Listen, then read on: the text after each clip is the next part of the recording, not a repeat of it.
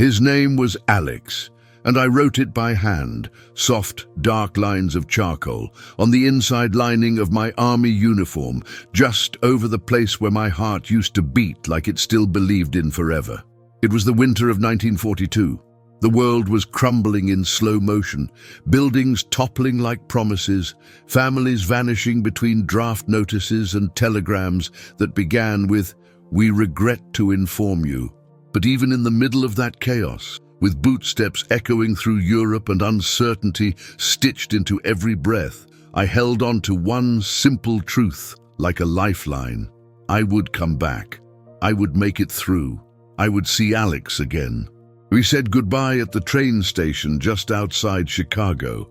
He wore that old wool coat with the collar turned up, the one his grandfather brought from Poland when he immigrated, and he held a notebook under his arm like it was a shield. He never said much, not when it mattered, but when I stepped onto the platform, I saw it in his eyes. A kind of fear that had nothing to do with war and everything to do with losing someone quietly, without a scene, without witnesses. We stood there like statues while people bustled around us, wives clinging to husbands, mothers crying into pressed handkerchiefs, the sound of train wheels grinding against frozen steel. But between us there was only silence, intimate, heavy, real. He finally reached into that notebook and tore out a page, no explanation, just a single sheet folded once. He placed it in my hand and said, "Don't read it now." So I didn't. I waited until the train began to move and the city lights blurred into ghosts. Then I opened it and saw just 3 lines written in his neat, slanted handwriting. "If you go, come back whole. If you return, return to me. If you don't return, remember that I waited." I read it again and again until the paper became soft at the edges from my fingers. That note became my prayer. While other soldiers pinned photos of wives and girlfriends into their helmets, I had that slip of paper and his name hidden in the stitching of my uniform, my secret medal, my invisible vow. Nobody knew. In 1942, you couldn't love another man openly, not even in whispers, especially not in uniform. But we had made a quiet promise that if the war didn't kill us, maybe it would set us free. And for 4 years, I carried that hope. Through battles, frostbite, nights of silence too thick to breathe, I carried it, until I returned in 1946, not as the same man, not entirely whole, but alive. And that should have been enough. Until I walked into a coffee shop one grey February morning, picked up a local newspaper from the counter, and saw his name. Not on a letter, not in a poem, but in the wedding announcements. Alex Johnson and Margaret Reynolds. Married last Sunday in Evanston. I smiled, because what else could I do? And then I folded the paper in half, slid it into my coat pocket, and walked back out into a city that no longer felt like home. If this story moved you the way it moved me to write it, please like and subscribe. It helps us keep sharing stories that inspire, stir, and stay with you. And now, get ready, because what comes next will change everything. The morning I left wasn't cinematic or grand, not the way the war movies would later try to make it seem.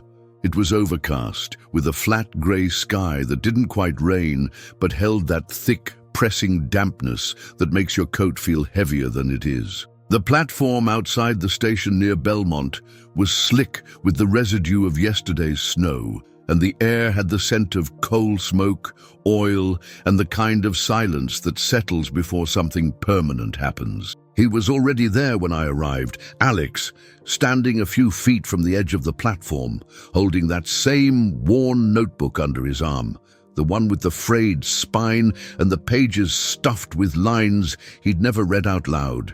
His hands were in his pockets, his face was unreadable, but I knew him. I knew every crease at the corner of his eyes, every shift in his breath, every beat of silence between what we could say and what we couldn't. We didn't embrace, not really. The most I allowed myself was to stand close enough to feel the heat radiating from his body, the kind of warmth you memorize, knowing you'll need to summon it again in places far colder than you've ever known. Around us, The platform swelled with couples kissing like they had something to prove, parents crying with trembling hands, kids too young to understand why everyone suddenly cared so much. But Alex and I were still, invisible almost.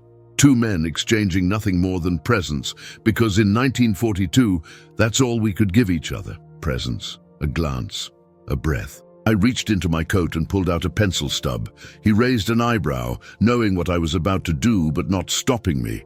I turned slightly away, opened the lining of my uniform jacket, and, with quiet, deliberate strokes, I wrote his name. Alex. 4 letters, small, blocked, carved in graphite like a quiet rebellion, pressed just above where my heartbeat lived. I didn't say anything. I just looked at him, waiting. And then, without a word, he pulled the notebook from under his arm, tore out a page, folded it twice, and handed it to me with fingers that trembled, though it wasn't cold. "Don't read it now," he whispered, and I didn't.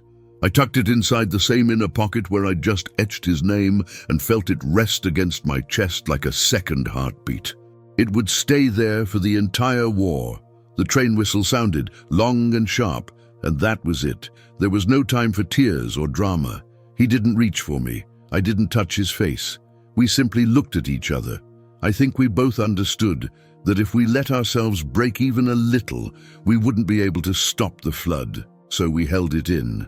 The love, the fear, the promise. I boarded the train with my eyes fixed on his until the last possible second, and he never looked away. That was his goodbye. Unwavering, solid, silent. It was the most loving thing anyone had ever done for me. When the train began to move and the station disappeared into fog and smoke, I reached into my jacket and opened the note. His handwriting was familiar, slanted, steady, unmistakably his. The words read, "If you go, come back whole. If you return, return to me. If you don't return, remember that I waited." I read those lines so many times in the days that followed, they became a part of me. Like a scripture I repeated under my breath when the world around me felt too sharp, too loud, too broken. Other soldiers had photos tucked into their helmets. I had this, a note and a name, close to my skin, stitched into my spirit. We never said the words, never said love, but it lived in everything. In how he stood beside me without needing to speak, in how he trusted me to carry his heart across oceans and back. We promised without saying so, and that promise was louder than any vow I'd ever heard spoken at an altar. I didn't know if I'd come back. I didn't know what kind of man I'd be if I did, but I knew this. If I had to march across every frozen field in Europe, if I had to dig myself out of every shell-blasted trench, I would do it with his name on my chest and his words in my soul. That was the only thing I had, the only thing I needed. That and the memory of his eyes, steady as stone, watching me disappear into war. War wasn't all explosions and glory the way people like to remember it. It wasn't constant action or the romantic chaos of newsreels. Most of the time, war was waiting, in mud, in silence, in cold that got into your bones and stayed there like an unwanted tenant. There were days where nothing happened at all, and yet, inside, everything was falling apart. I served with the 1st Infantry Division, what they called the Big Red One, and every morning started the same. The damp ache in your joints from another night on the ground, the burn of weak coffee, if you were lucky, and the routine of pretending we were fine, pretending we were whole, while parts of us flaked off like old paint under artillery fire. There were men who passed the time telling jokes, others who gambled with coins they'd never see again. But me? I wrote. I wrote letters to Alex that I never sent. Sometimes I used the backs of old ration cards, sometimes scraps of maps, even propaganda leaflets dropped by German planes, anything that could hold ink and carry the weight of what I couldn't say out loud. I always began the same way. "Alex, if you're still out there," and then I poured myself onto the page, line after line of everything I was afraid to forget. His voice, his laugh, the way his hands trembled slightly when he passed me that note. I kept the letters folded and hidden in the lining of my bag, along with the original note he gave me. By now, soft at the edges, creased 100 times over. I read it often.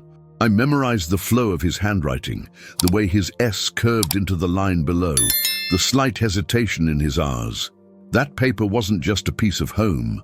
It was an anchor, a reason, a heartbeat when mine was too faint to hear. I never dared mail them, not just because of military censorship, though that was reason enough, but because of what might happen if the wrong eyes saw the wrong words. Love letters between men were more dangerous than bullets in 1943.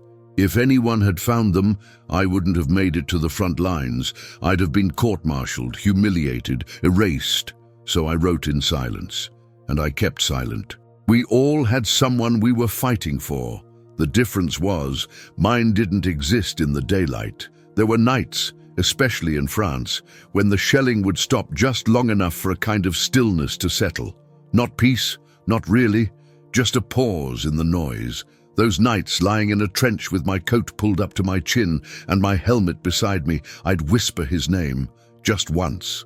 Just enough to remind myself he was real, that he wasn't just some construct I'd made up to stay sane, that somewhere, maybe, in a city still standing, he was looking up at the same moon. I remember one boy, Peterson, from Ohio. He was barely 18, but his voice cracked like a much older man's. One night, we sat under what passed for a starscape, and he asked, "You think anyone's really waiting back home?" I didn't answer. I didn't know what to say, because the truth was, I didn't know if Alex was waiting anymore, but I had to believe it. I had to believe in that letter, in the promise, in the boy with the notebook and the quiet strength in his eyes. Sometimes, when things got really bad, like during the Battle of the Bulge, when the cold was so bitter it felt like your bones were splintering from the inside out, I'd press my fingers against the inside of my coat, right where I'd written his name. It had started to fade by then, rubbed raw by sweat and wear, but I still traced the outline. I still felt it. It was the one part of me untouched by the war, the one thing I could carry that no one could take. No one ever asked about the name, and if they saw it, they didn't say. Maybe they understood, or maybe they were too caught up in their own grief to notice mine. Either way, I was grateful. Silence was safer. I watched men disappear, some quickly like smoke, others slowly, like stories being forgotten mid-sentence. Faces I knew, voices I joked with, suddenly gone. I started writing names down in a little notebook of my own, just so someone would remember. And when I wrote Alex's name there, it wasn't because he was gone. It was to remind myself he was still out there, somewhere, somehow.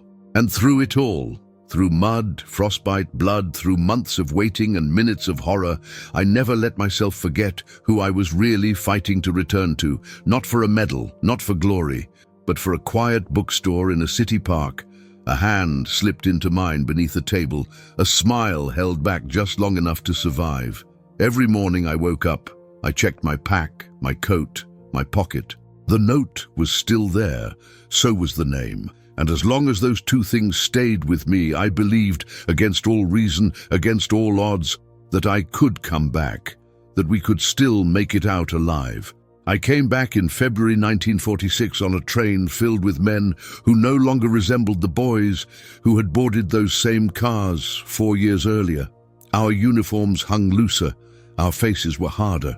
Our eyes scanned everything with the quiet of someone who had seen too much and spoken too little. The laughter, when it came, was short and cautious, a flicker of a life we weren't sure how to reclaim. The snow was still on the ground in Chicago when I stepped off the platform, but it wasn't the same city I had left behind, or maybe it was, and I was the one who had changed. The station was loud, full of embraces and signs that read, "Welcome home," banners flapping in the wind, children clinging to fathers they no longer recognized. I didn't expect anyone to meet me, and no one did.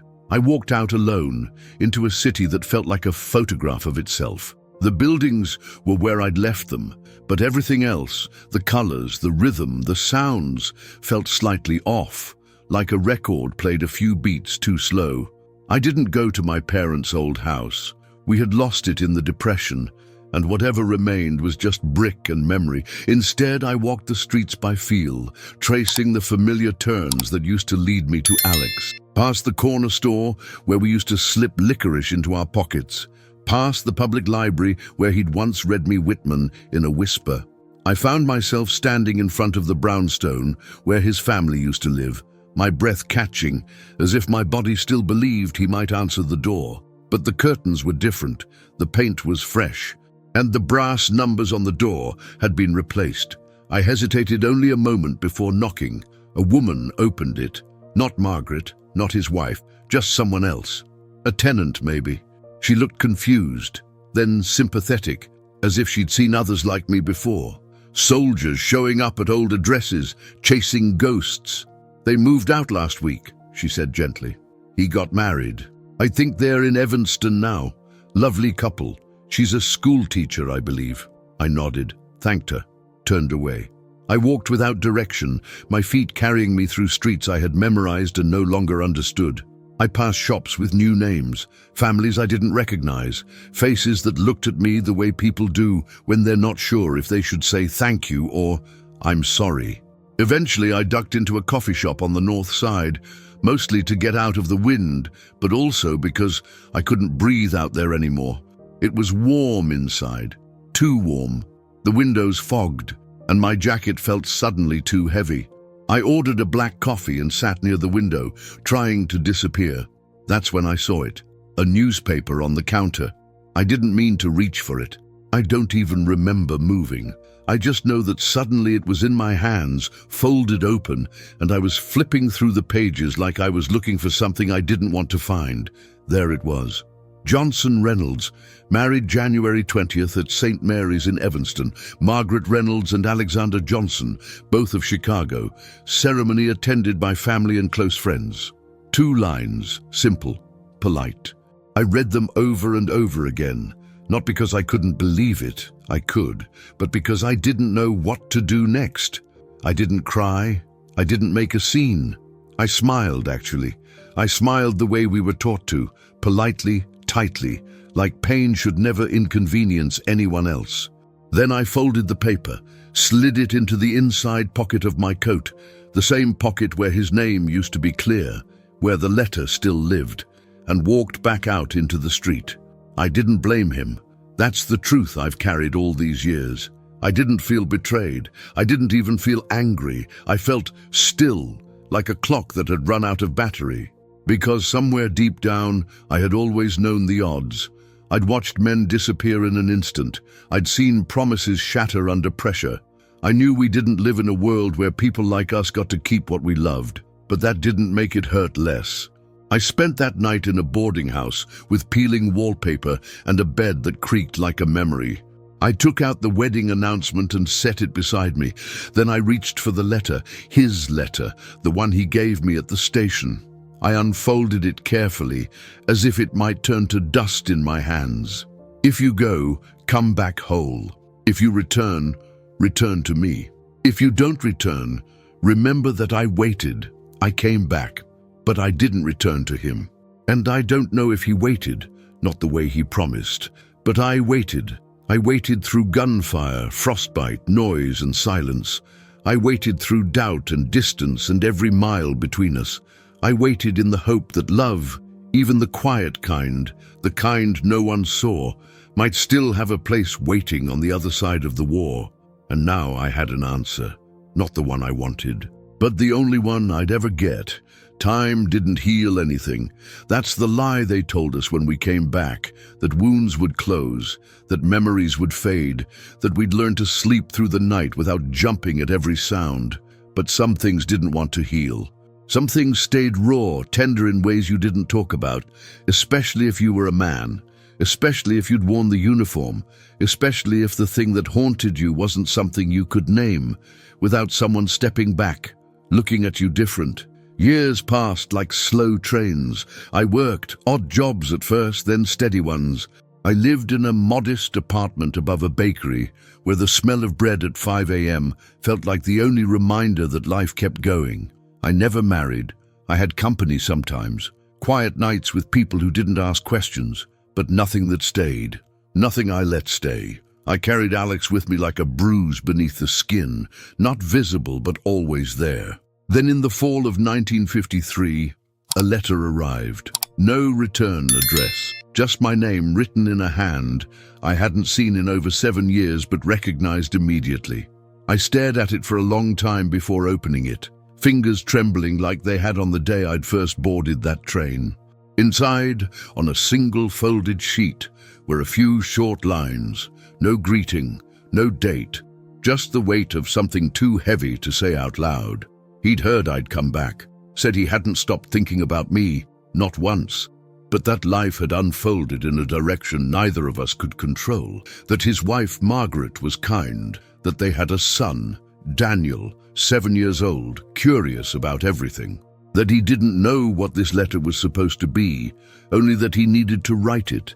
At the bottom, in smaller, shakier handwriting, one final sentence: "If we meet again, I'd like it to be as old friends, not as people who lost something they never got to name." I folded the letter and placed it in the same drawer where I kept his original note, the one from the station, the one I still read when the nights got too quiet. For days, I carried that second letter in my pocket like it might disintegrate if left alone. I didn't write back. I didn't know what to say, but I kept moving, I kept breathing, because sometimes that's all you can do. A few weeks later, I was walking through a used book fair set up in a park downtown. It was the kind of fall day that tricks you into believing things are simple, the air crisp, the sky bright, leaves crunching underfoot like punctuation marks. I wasn't looking for anyone. I wasn't even looking for books. But I turned a corner between 2 stalls, and there he was, Alex, older, a little more grey at the temples, a little more settled in his shoulders. He looked good, healthy, tired in a way only someone who had chosen the quieter path can look. Standing beside him was a boy, light-haired, wide-eyed, with the same way of tilting his head when he listened that Alex had. He saw me at the same moment I saw him. For a second, neither of us moved. The sounds of the market faded, the calls of vendors, the rustling of paperbacks, the laughter of children, all of it distant. Then he nodded, almost imperceptibly, and stepped forward, the boy still at his side. He didn't say my name. He didn't have to. He offered his hand, and I took it. The grip was firm, familiar. And in it was everything we'd never said. The years, the letters, the silence, the promises made in war and broken in peace. "This is my friend," he said to the boy. "We served in the war together, a long time ago." The boy smiled and shook my hand politely. "Did you fight in France?" he asked, his voice full of curiosity. I nodded. "I did," I said carefully. "Did you win?" he asked. Alex looked down at him gently. "Some things aren't about winning," he said. We stood there a few minutes longer, talking about safe things, books, weather, the way the city had changed. It was easy, natural almost. But underneath it all was a current we both felt. Something that hadn't ended but had been folded away, like a letter never mailed, like a name almost faded from fabric, but still there when you pressed your fingers against it. Eventually, they moved on. Alex offered a parting smile, something softer than goodbye, and walked away with his son, their backs receding into the crowd. I didn't call out. I didn't follow. I just stood there, surrounded by books, holding one I hadn't realized I'd picked up, and then I walked the other way. Later that night, back home, I sat at my kitchen table in the dark, holding both letters, one from before, one from after. And I realized we had lived a whole lifetime between them. A lifetime that existed in shadows, in silence, in the brief space between what was possible and what was allowed. I didn't need to see him again after that. I had seen all I needed, that he had kept something, somewhere inside, just like I had. And that was enough. I still have the jacket. It's folded neatly in an old cedar chest at the foot of my bed, wrapped in soft linen and sealed against the years. The charcoal faded long ago, but if I run my fingers along the lining, just beneath the heart, I swear I can still feel the groove where his name once was. 4 letters, drawn slowly, as if by writing them I could make them permanent. as if I could keep a part of him with me wherever I went, through snow, through fire, through the kind of silence that war teaches you to live inside. There are 2 letters folded inside the inner pocket of that jacket. One from the day he let me go. One from the day he reminded me we'd always carry something unnamed between us. I've read them more times than I can count. Not because I needed to remember the words. I memorized those long ago. But because touching them reminded me I had lived something real. That what we had wasn't a dream. It wasn't a phase. It wasn't a mistake. It was love. The kind you don't get to say out loud. The kind that lives in the space between breaths, in the back of your throat, in the glances that last just a little too long. The kind that doesn't disappear, even when everything else does. I never told anyone about Alex. Not my neighbors, not the men I played poker with on Thursday nights, not even the few people who got close enough to ask about the past. It wasn't shame. It was something quieter than that, something sacred, as if putting it into words would make it smaller, and I didn't want it to be small. I wanted it to stay just the way it was, vast, painful, beautiful. I kept living. I paid bills. I planted tomatoes. I taught myself how to fix radios. I laughed when I was supposed to. I wept when no one was around. I saw the country change, saw parades, protests, new wars, new names.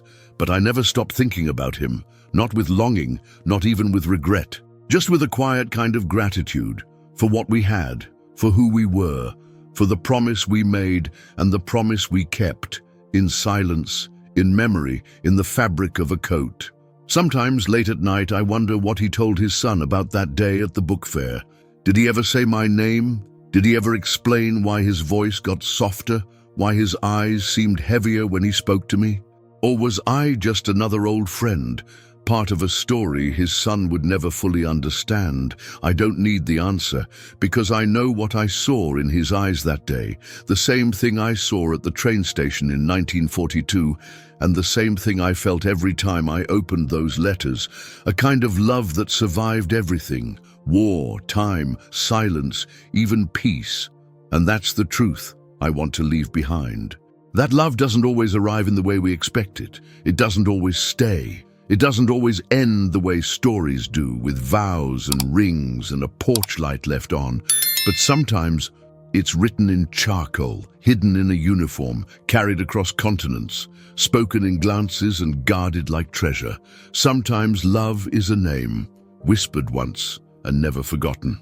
If this story stayed with you like it stayed with me, please like and subscribe.